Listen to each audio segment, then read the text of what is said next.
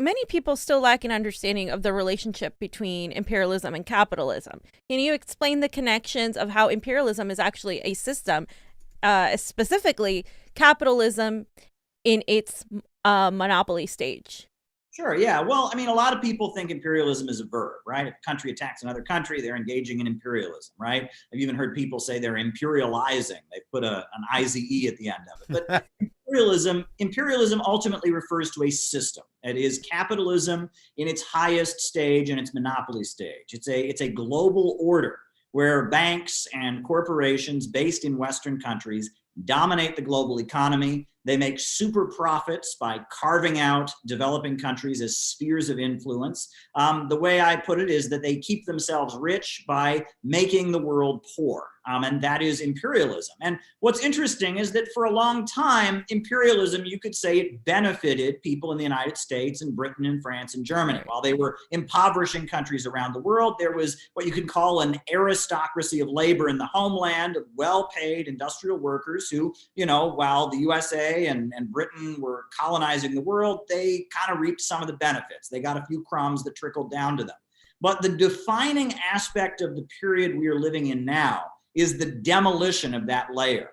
The same thing that the Wall Street and London imperialists have done to Africa and Asia and Latin America, they are gradually starting to do now to Ohio and Pennsylvania and Indiana and Idaho and so many states throughout this country.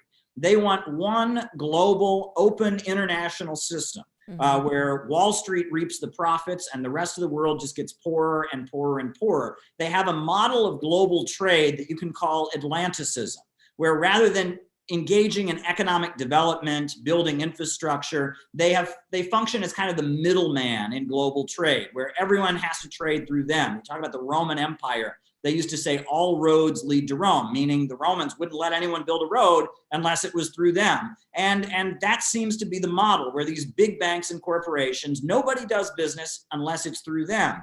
And if you look at countries around the world that get targeted, they're generally competitors, right? I mean, look, Wall Street is all about oil.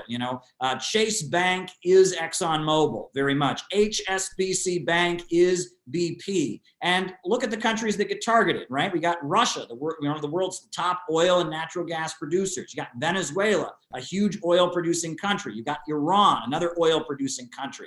Barack Obama bombed and destroyed Libya, which was an oil producing country on the African continent. And before Barack Obama destroyed Libya, Libya had the highest life expectancy of any country on the African continent. Well, now it's joined the global free trade system, and it's had nothing but instability and chaos.